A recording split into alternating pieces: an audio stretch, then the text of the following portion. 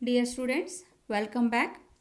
In this video, I would like to explain equilibrium of firm and industry in the long run, or how price and output is determined in the long run. So long run is a period which give the producer sufficient time to make any changes in the production process. So in the long run, there is no difference between fixed and variable factors.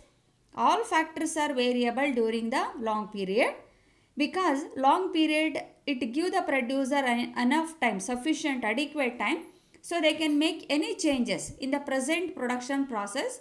So they can establish a new plant, or may install new machineries, or adapt a new technology. So they can make any type of changes in the production process, and the supply increases to the same extent as increase in demand. That means there is enough scope for increasing the output to the changing circumstances. ಇಲ್ಲಿ ದೀರ್ಘಾವಧಿಯಲ್ಲಿ ಒಂದು ಘಟಕ ಮತ್ತು ಕೈಗಾರಿಕೆಯ ಸಮತೋಲನ ಸ್ಥಿತಿ ಹೇಗಿರುತ್ತೆ, ಅಥವಾ ದೀರ್ಘಾವಧಿಯಲ್ಲಿ ಬೆಲೆ ಮತ್ತು ಉತ್ಪನ್ನದ ನಿರ್ಧಾರವನ್ನು ನಾವು ಈ ವಿಡಿಯೋದಲ್ಲಿ ನೋಡೋಣ. ಇಲ್ಲಿ ದೀರ್ಘಾವಧಿ ಅಂದರೆ ಉತ್ಪಾದಕನಿಗೆ ಸಾಕಷ್ಟು ಸಮಯ ಇದರಲ್ಲಿ ಸಿಕ್ಕುತ್ತೆ. ಹಾಗಾಗಿ ಉತ್ಪಾದನಾ ಪ್ರಕ್ರಿಯೆಯಲ್ಲಿ ಏನು ಬೇಕಾದರೂ ಬದಲಾವಣೆಯನ್ನು ತರೋದಕ್ಕೆ ಸಾಕಾಗುವಷ್ಟು ಸಮಯವನ್ನು ನಾವು ದೀರ್ಘಾವಧಿ ಅಂತ ಕರಿತೀವಿ. ಹಾಗಾಗಿ ಈ ಅವಧಿನಲ್ಲಿ ಸ್ಥಿರ ಮತ್ತು ಬದಲಾಗುವ ಉತ್ಪಾದನಾಂಗಗಳು ಅನ್ನೋ ವರ್ಗೀಕರಣ ಇಲ್ಲಿ ಇರೋದಿಲ್ಲ. ಇಲ್ಲಿ ಎಲ್ಲ ಉತ್ಪಾದನಾಂಗಗಳು ಬದಲಾವಣೆಯಾಗುತ್ತೆ. ಯಾಕಂದರೆ ಅಷ್ಟು ಸಮಯ ಇರೋದರಿಂದ ಹೊಸ ಸ್ಥಾವರಗಳನ್ನು ಸ್ಥಾಪನೆ ಮಾಡ್ಬೋದು, ಹೊಸ ತಂತ್ರಜ್ಞಾನವನ್ನು ಅಳವಡಿಸ್ಕೋಬಹುದು, ಹೊಸ ಯಂತ್ರೋಪಕರಣಗಳನ್ನು ಸ್ಥಾಪನೆ ಮಾಡ್ಬೋದು. ಯಾವುದೇ ಥರದ ಚಲನಾತ್ಮಕ ಬದಲಾವಣೆಯನ್ನು ತರೋದಕ್ಕೆ ಬೇಕಾಗುವಷ್ಟು ಅವಧಿ ಈ ದೀರ್ಘಾವಧಿನಲ್ಲಿ ಸಿಕ್ಕುತ್ತೆ. ಹಾಗಾಗಿ ಇಂಥ ಅವಧಿನಲ್ಲಿ ಬೆಲೆ ಮತ್ತು ಉತ್ಪನ್ನ ಹೇಗೆ ನಿರ್ಧಾರ ಆಗುತ್ತೆ ಅನ್ನೋದನ್ನು ನಾವು ನೋಡೋಣ. ನೋಡಿ, ದೀರ್ಘಾವಧಿನಲ್ಲಿ ಹೊಸ ಘಟಕಗಳು ಕೈಗಾರಿಕೆಯನ್ನು ಪ್ರವೇಶ ಮಾಡ್ಬೋದು, ಅಥವಾ ಅಸ್ತಿತ್ವದಲ್ಲಿರುವಂಥ ಘಟಕಗಳು ಕೈಗಾರಿಕೆಯಿಂದ ಹೊರಗೋಗೋದಕ್ಕೆ ಇಲ್ಲಿ ಸಾಕಷ್ಟು ಅವಕಾಶಗಳು ಇರುತ್ತೆ. ಕೈಗಾರಿಕೆ ಲಾಭದಲ್ಲಿ ಇದ್ದರೆ, ಅಂದರೆ ಅಲ್ಪಾವಧಿಯಲ್ಲಿ ಕೈಗಾರಿಕೆ ಲಾಭದಲ್ಲಿತ್ತು ಅಂದರೆ ಹೊಸ ಘಟಕಗಳು ಪ್ರವೇಶವನ್ನು ಪಡೆದಿರ್ತವೆ. ಆದರೆ ಅಲ್ಪಾವಧಿನಲ್ಲಿ ಕೈಗಾರಿಕೆಯಲ್ಲಿ ನಷ್ಟ ಇತ್ತು ಅಂದರೆ ಕೆಲವು ಘಟಕಗಳು ಹೊರಗಡೆ ಹೋಗಿರ್ತವೆ. ಯಾಕಂದರೆ ಪರಿಪೂರ್ಣ ಮಾರ್ಕೆಟಿನ ಒಂದು ಲಕ್ಷಣವನ್ನು ನೀವು ನೆನ್ಪಿಟ್ಕೊಳ್ಳಿ: free entry, free exit. So any new firm can enter into the industry, or existing firm may exit the industry. So if a firm earn excess profit in the short period, so new firms enter into the market. So when firm incur loss, so some firm exit the industry. ಹಾಗಾಗಿ ಇಲ್ಲಿ ಘಟಕಗಳು ಅಲ್ಪಾವಧಿನಲ್ಲಿ ಲಾಭ ಇತ್ತು ಅಂದರೆ ಹೊಸ ಘಟಕಗಳು ಪ್ರವೇಶವನ್ನು ಪಡೀತವೆ. ಅಲ್ಪಾವಧಿನಲ್ಲಿ ನಷ್ಟ ಹೆಚ್ಚಾಗಿತ್ತು ಅಂದರೆ ಕೆಲವು ಘಟಕಗಳು ಇಂಡಸ್ಟ್ರಿನ ಬಿಟ್ಟು ಹೊರಗಡೆ ಹೋಗ್ತವೆ. ಯಾಕಂದರೆ ಇಲ್ಲಿ ಮುಕ್ತ ಆಗಮನ ಮತ್ತು ಮುಕ್ತ ನಿರ್ಗಮನಕ್ಕೆ ಅವಕಾಶಗಳಿರೋದ್ರಿಂದ ಇಲ್ಲಿ ಹೊಸ ಘಟಕಗಳು ಪ್ರವೇಶವನ್ನು ಪಡೀಬೋದು, ಅಥವಾ ಇರುವಂಥ ಘಟಕಗಳು ಕೈಗಾರಿಕೆಯನ್ನು ಬಿಟ್ಟು ಹೊರ ನಡೆಯುವಂಥ ಒಂದು ಸಾಧ್ಯತೆಗಳು ಇರುತ್ತೆ. And another one is, so during short period all firms in an industry earn only normal profit, no excess profit, no loss in the long period. So excess profit and loss, it is valid only in the short period, but in the long period all existing firms earn only normal profit. ದೀರ್ಘಾವಧಿನಲ್ಲಿ ಇರುವಂಥ ಎಲ್ಲ ಘಟಕಗಳು, ಕೈಗಾರಿಕೆಯಲ್ಲಿ ಉಳಿದಿರುವಂಥ ಎಲ್ಲ ಘಟಕಗಳು ಸಾಮಾನ್ಯ ಲಾಭವನ್ನು ಮಾತ್ರ ಗಳಿಸ್ತವೆ. ಇದು ಅಲ್ಪಾವಧಿಯಲ್ಲಿ ಮಾತ್ರ ಕೆಲವು ಘಟಕಗಳಿಗೆ ಹೆಚ್ಚು ಲಾಭ, ಕೆಲವು ಘಟಕಗಳಿಗೆ ನಷ್ಟ ಸಂಭವಿಸಬಹುದು. ಆದರೆ ದೀರ್ಘಾವಧಿನಲ್ಲಿ ಕೈಗಾರಿಕೆಯಲ್ಲಿರುವಂಥ ಎಲ್ಲ ಘಟಕಗಳು ಕೇವಲ ಸಾಮಾನ್ಯ ಲಾಭವನ್ನು ಮಾತ್ರ ಗಳಿಸ್ತವೆ. ಯಾಕೆಂದರೆ ಅಲ್ಪಾವಧಿನಲ್ಲಿ ನಷ್ಟ ಆಗಿತ್ತು ಅಂದರೆ ಕೆಲವು ಘಟಕಗಳು ಕೈಗಾರಿಕೆನ ಬಿಟ್ಟು ಹೊರಗೆ ನಡೀತವೆ. ಪೂರೈಕೆ ಕಡಿಮೆ ಆಗೋದ್ರಿಂದ ಮತ್ತೆ ಇರುವಂಥ ಘಟಕಗಳಿಗೆ ಲಾಭ ಸಿಕ್ಕುತ್ತೆ. ಅಥವಾ ಹೆಚ್ಚುವರಿ ಲಾಭ ಇತ್ತು ಅಂದರೆ ಹೊಸ ಘಟಕಗಳು ಪ್ರವೇಶವನ್ನು ಪಡೀತವೆ. ಪೂರೈಕೆ ಪ್ರಮಾಣ ಹೆಚ್ಚಾಗೋದ್ರಿಂದ ಬೆಲೆ ಕಡಿಮೆ ಆಗಿ ಆಗ ಲಾಭ ಎಲ್ರಿಗೂ ಸಮವಾಗಿ ಹಂಚಲ್ಪಡುತ್ತೆ. ಹಾಗಾಗಿ ಇಲ್ಲಿ ಲಾಭ, ಅತಿ ಹೆಚ್ಚು ಲಾಭ ಮತ್ತು ನಷ್ಟ ಅನ್ನೋದು ಕೇವಲ ಅಲ್ಪಾವಧಿಗೆ ಮಾತ್ರ ಸಂಬಂಧಪಟ್ಟಿರೋಂಥದ್ದು.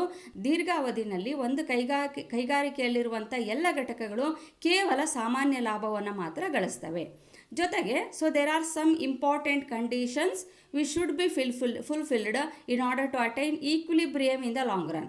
ದೀರ್ಘಾವಧಿನಲ್ಲಿ ಸಮತೋಲನೆಯನ್ನು ಪಡಿಬೇಕಾದ್ರೆ ಕೆಲವು ಷರತ್ತುಗಳು ಇದೆ, ಕೆಲವು ಕಂಡೀಷನ್ಸ್ ಇದೆ, ಅದು ಫುಲ್ಫಿಲ್ ಆಗಬೇಕು. ಆ ಕಂಡೀಷನ್ಗಳು ಯಾವುದು ಅಂದರೆ, so during short period prices equals to LAR equals to LAC equals to LMR equals to LMC. That means ದೀರ್ಘಾವಧಿನಲ್ಲಿ ಬೆಲೆ ಅನ್ನೋದು ದೀರ್ಘಾವಧಿ ಅಂಚಿನ ವೆಚ್ಚಕ್ಕೆ, ದೀರ್ಘಾವಧಿ ಸರಾಸರಿ ಆದಾಯಕ್ಕೆ, ದೀರ್ಘಾವಧಿ ಸರಾಸರಿ ವೆಚ್ಚಕ್ಕೆ, ದೀರ್ಘಾವಧಿ ಅಂಚಿನ ಆದಾಯಕ್ಕೆ ಸಮ ಆಗಿರಬೇಕು. ಅಂದರೆ ER equals to AC equals to MR equals to MC. ER, MR, AC ಮತ್ತು MCಗಳು ಪರಸ್ಪರ ಸಮ ಆಗಿರಬೇಕು. ಅವೆಲ್ಲವೂ ಬೆಲೆಗೆ ಸಮ ಆಗಿರಬೇಕು. So P is equal to ER, AC, MR and MC. ಬೆಲೆ ಅನ್ನೋದು ER, MR, AC, MCಗೆ ಸಮ ಆಗಿರಬೇಕು. ಅದು ಸಮ ಆಗಿತ್ತು ಅಂದರೆ ಅದನ್ನು ನಾವು ಸಮತೋಲನ ಸ್ಥಿತಿ ಅಂತ ಕರಿತೀವಿ. ಈಗ ಈ ಚಿತ್ರದಲ್ಲಿ ನೀವು ಗಮನಿಸ್ರಿ, ಇಲ್ಲಿ ಇಂಡಸ್ಟ್ರಿ ಇದೆ. ಇಂಡಸ್ಟ್ರಿ ಬೆಲೆಯನ್ನು ನಿರ್ಧಾರ ಮಾಡುತ್ತೆ. ನಾವು ಈಗಾಗಲೇ ಹಿಂದೆ ನೋಡಿದ್ದೀವಿ, ಅದು ಅಲ್ಪಾವಧಿ ಇರ್ಬೋದು, ದೀರ್ಘಾವಧಿ ಇರ್ಬೋದು. ಇಂಡಸ್ಟ್ರಿ ಪ್ರೈಸನ್ನು ಡಿಸೈಡ್ ಮಾಡುತ್ತೆ. So industry attain equilibrium at point E.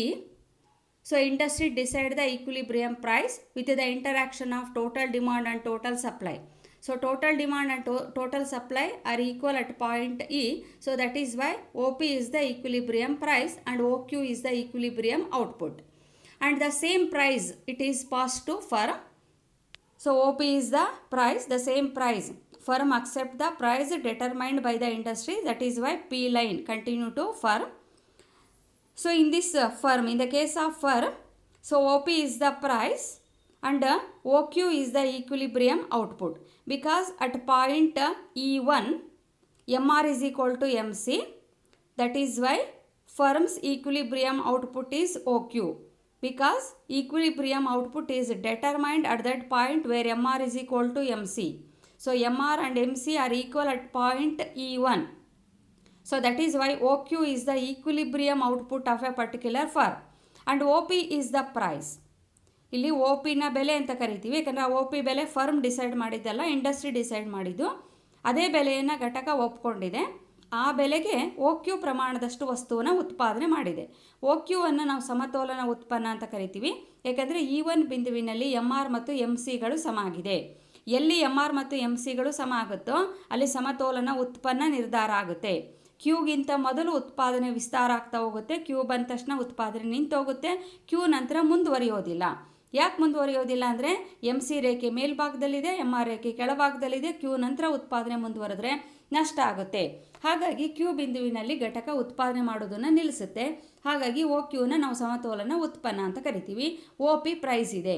ಹಾಗಾದರೆ ಈಗ ಘಟಕಕ್ಕೆ ಎಷ್ಟು ಲಾಭ ಬಂತು ಅನ್ನೋದನ್ನು ನೋಡೋದಾದರೆ ನೋಡಿ, AC ಮತ್ತು ER ರೇಖೆಗಳನ್ನು ನಾನು ಗಮನಿಸಬೇಕು. So in order to measure the profit, so we compare AR and AC. So at point E1 ER and AC are equalised. ನೋಡಿ, E1 ಬಿಂದುವಿನಲ್ಲಿ ER ಮತ್ತು AC ರೇಖೆಗಳು ಪರಸ್ಪರ ಸಮ ಆಗಿದೆ.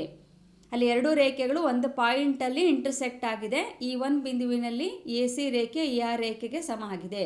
That means in the long period all firms in an industry earn only normal profit.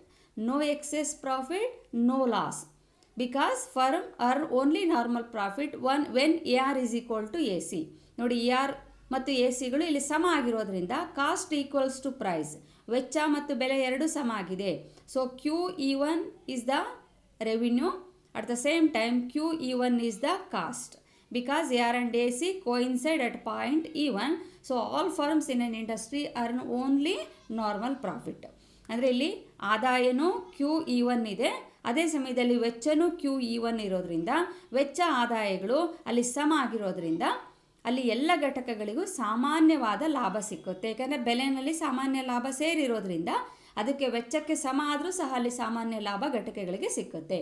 ಯಾಕೆ ಈ ರೀತಿ ಆಗುತ್ತೆ ಅಂದರೆ, ಅಲ್ಪಾವಧಿನಲ್ಲಿ ಅತಿ ಹೆಚ್ಚು ಲಾಭ ಇತ್ತು ಅಂದರೆ ಅನೇಕ ಹೊಸ ಘಟಕಗಳು ಪ್ರವೇಶವನ್ನು ಪಡೀತವೆ. ಹಾಗಾಗಿ ದೀರ್ಘಾವಧಿನಲ್ಲಿ ಮಾರಾಟಗಾರರ ಮಧ್ಯೆ ಸ್ಪರ್ಧೆ ಹೆಚ್ಚಾಗಿ ಬೆಲೆ ಇಳಿಯುತ್ತೆ. ಆ ಹೆಚ್ಚು ಲಾಭ ಮರೆಯಾಗುತ್ತೆ.